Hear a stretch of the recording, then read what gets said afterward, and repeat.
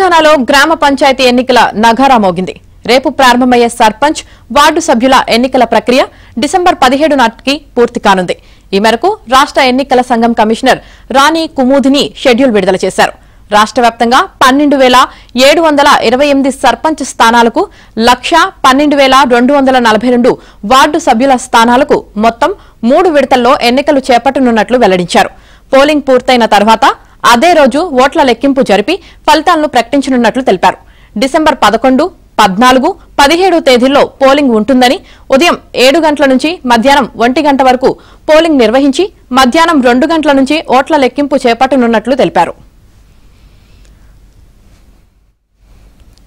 తెలంగాణ వ్యాప్తంగా 12,728 సర్పంచ్ స్థానాలు, 1,12,288 వార్డులకు గాను తొలి విడతలో భాగంగా డిసెంబర్ 11న 4,236 సర్పంచ్, 37,440 వార్డు సభ్యుల స్థానాలకు రెండో విడతలో భాగంగా డిసెంబర్ 14న 4,333 సర్పంచ్, 33,350 వార్డు సభ్యుల స్థానాలకు మూడో విడతలో భాగంగా 4,159 సర్పంచ్, 36,452 వార్డు సభ్యుల స్థానాలకు డిసెంబర్ 17న పోలింగ్ జరగనుంది. సర్పంచ్ ఎన్నికలకు గాను 15,522, వార్డు సభ్యుల ఎన్నికకు సంబంధించి 1,12,474 పోలింగ్ స్టేషన్లను ఎన్నికల విభాగాలు ఎంపిక చేశాయి.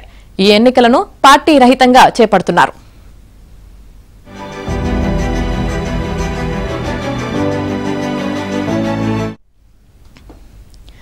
గ్రామ పంచాయతీ ఎన్నికల్లో భాగంగా రాష్ట్రంలోని 1,66,55,186 మంది గ్రామీణ ఓటర్లు తమ ఓటు హక్కు వినియోగించుకోనున్నారు.